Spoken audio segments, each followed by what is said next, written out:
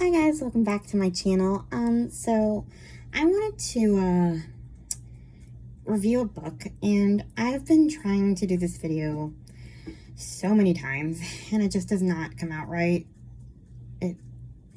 This is just such a controversial book. Trigger warnings galore. We have suicide, we have death of a parent from cancer, we have issues with Run face near right edge. Okay, great. Centered. Stop talking, voiceover. Near right edge. Sketch off. You're not helping. We have, that was a voice on my phone talking. We have issues with weight. We have so many things. Depression, self-harm. There are so many triggers in this book. So if that triggers you, probably maybe don't read this, or read this in a time when I guess you're able to. I don't know. Just watch this video, I guess, because I think this is a very important book and it's a very important topic. Okay, I'm just gonna read the description for this book. It's called Remind Me to Hate You Later by Lizzy Mason. I actually got this one through Ashley from the Bookish Realm. She talked about it in one of her new release videos, and then she recently read it, which finally gave me the push to read it. So, 17-year-old Jules grew up in her mother's spotlight. A parenting influencer, Britt shares details of her daughter's life, pictures, intimate stories, insecurities, all to a point that becomes unbearable to Jules. And suddenly, she's gone. Natalie has only barely begun to grieve her best friend Jules' death when Britt announces her plans to publish a memoir that will dissect Jules' life and death. But Nat knows the truth behind Britt's perfect Instagram feed. Jules hated the pressure, the inauthenticity, the persona. There's so much more to Jules than Britt and her followers could ever know. As Nat connects with Jules' boyfriend Carter and their shared grief and guilt bonds them, she becomes determined to expose Britt, to understand what really happened and who is to blame. So yeah, this is a very timely and important book, considering that we live in a very internet-based society, I guess. I mean, we think nothing of taking pictures and posting them. I'm not saying everybody does, but, well, a lot of people do. I mean, my parents weren't exactly asking my permission before they took pictures of me in any position. But, you know, back then, there was just photo albums. We didn't have Facebook until I was like 15 or 16. But now we have Facebook, Instagram, all this stuff where all these images live forever for people to judge and criticize. I mean, you know, we have private Facebook and stuff like that, and thankfully that's where my stuff went. It wasn't like now I have a public platform a little bit, but I am choosing to talk about myself on YouTube, and also I have 25 subscribers, so who's watching? But anyway, I'm trying to say that it's something to think about. And look, I'm a hypocrite, okay? I watch reality TV. I've been watching Teen Mom on MTV since the day maybe not since the day it started, but for years. And I've been following it, and I will probably keep following it because it's something I've been doing for years, and I must know what happens next. That is kind of what, I mean, train wrecks are fun to watch on TV because they're not happening to you, as bad as that sounds. I watch Sister Wives. At the current moment, I'm reading Becoming Sister Wives, the book about the Sister Wives that they wrote years ago. And I listen to reality TV podcasts. And yet I do see the conflict of it all. How it's probably not good for the kids and stuff. And I also do watch YouTubers who talk about this. I watched two, actually. There is Oakley from YouTuber Headlines. I'd say her videos are more PG for any of my Christian fiction subscribers who maybe don't necessarily want to hear swearing too much or sexual jokes, so to speak. Josh from the Dad Challenge podcast is more like that, where he'll, swear a lot. I mean, sometimes he's funny. I have to admit, it's kind of fun to watch him snark on cooking videos. But yeah, those are the two that I watch, and I am, it's been something I've been thinking about a lot, and then when this book came out, I had to read it. So, yeah. What I appreciated about this book was that it wasn't black and white. It wasn't straight up condemning anyone. It was a process of, at the beginning of the book, we have Jules' perspective, where she's living that life, and where things happen to send her over the edge. And then we have the second perspective, which is Natalie post Jules' death, where she's having to come to grips with it and stuff. And kind of her feelings toward Britt, Jules' mom. She finds out that Britt wants to write a book kind of analyzing Jules' death, what caused it and stuff. And at first, she's pretty angry, and then she wants to basically do her own kind of tell-all to kind of expose Britt's lies about her daughter, because she knew her daughter better.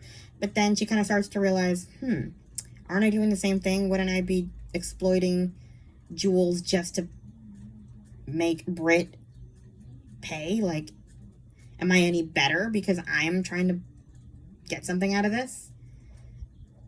And then she also has to kind of, it's just like the gray area of what is exploitation, what isn't. And that's a gray area, because exploitation is kind of how we sell things. I mean, we have to exploit 6 children in Children's Hospital to get donations. I mean, I'm blind, and you know how we got donations for Braille Institute? I had to sing Amazing Grace when I was little, and only now do I realize how ironic it is that I am singing with a bunch of blind kids. Was blind, but now I see.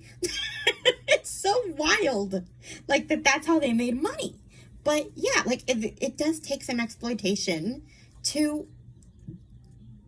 do some good. But at what? When do you stop is the question. When is it bad? And we kind of see how bad this can get. This is going to get spoilery, but Britt gives Jules the talk at one point. And, she's like, okay, I'm pretty sure you're having sex with Carter, so here's some condoms. I'm not judging you. Use them. Be safe. Now, then, that talk goes really well, and she feels good about herself. So what does she do? She goes to her blog and writes about it for validation from the internet, because she's feeling good. And what she gets instead is, she gets some validation, sure, but she also gets, judgment, because why are you giving your kid condoms? Why is your kid having sex? Like, people have opinions about premarital sex and children having sex, and whatever your opinion is, how you raise your kids. But once you put how you raise your kids out there on a public platform, everybody gets to hone in on opinions.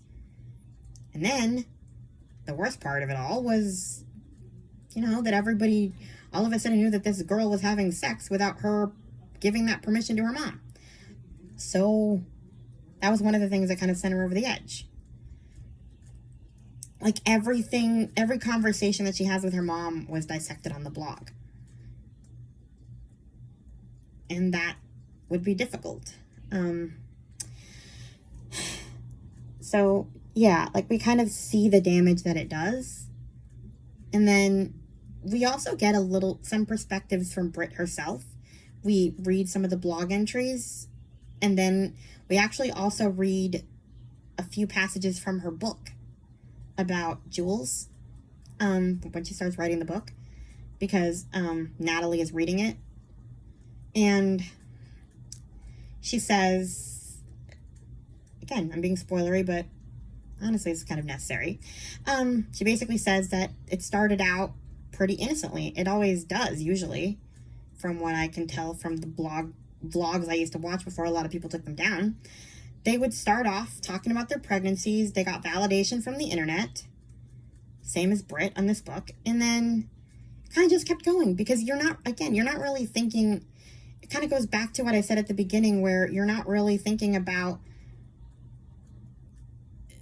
asking your 2-year-old permission to talk about her, to post pictures about her.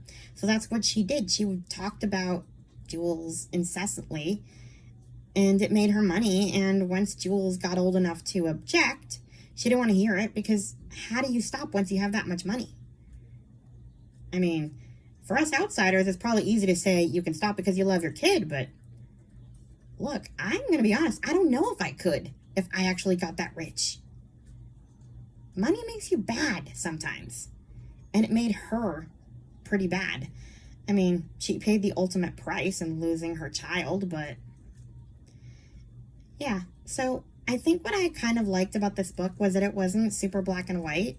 It was it's kind of gave you all sides of it, and I think I would have liked more perspective from Britt, a little bit more from her, because we just got Jules and Natalie, the 2 girls, but I think there was enough to kind of get how it happened, why it happened, how she got to be in that spot, and just kind of, we talk about like the definition of exploitation, I guess, and when is it exploiting and when is it informing, where do we draw the line? Because another thing that was kind of talked about in this book was Natalie had a true crime podcast, and Jules was adamantly against it because she saw it as exploiting the victims by like reviewing the story incessantly. And so she refused to listen to her friend's podcast, and her friend and Natalie's feelings were hurt.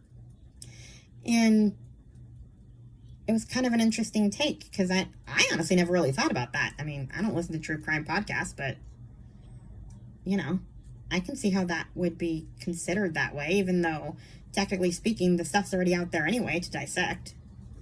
They're just putting their own takes on it. But that's my opinion. You can have your own opinion on whether you think it's exploitation. But, yeah, it was just a really interesting and thought-provoking and ultimately sad book about this whole situation of exploitation, I guess, and what it means, how it affects people. And I mean, Britt paid the ultimate price for doing it, so she's never going to get her kid back, even if she does apologize to in her book. I mean, how can you forgive yourself for not realizing your daughter was miserable, or not wanting to hear that your daughter was miserable? I mean, people were starting to call this teenager fat, and instead of, I don't know, getting her pictures off the internet, she literally tried to put her on diets to fix the problem, because gotta keep the people happy. I don't know. I'm getting on a tangent, but ultimately, even if I did spoil quite a bit of the book, I do think this is a book that is worth your time to read and really kind of see where this goes. There are some teenagery parts, because I mean, this is from the perspective of 2 teenagers, so there's stuff that is probably YA a bit, young adult, all of that, I guess. So, crushes on boys, high school parties, that kind of thing. So it's, but ultimately I think it's a book that everybody should read. So 5 stars for this book. I hope I did this review justice. I've been trying to do this video for a while, like I said, and this is as good as it's gonna get. So please like, comment, and subscribe, and I'll talk to you guys in my next video. Bye. Speech on. Weird. Stop recording video.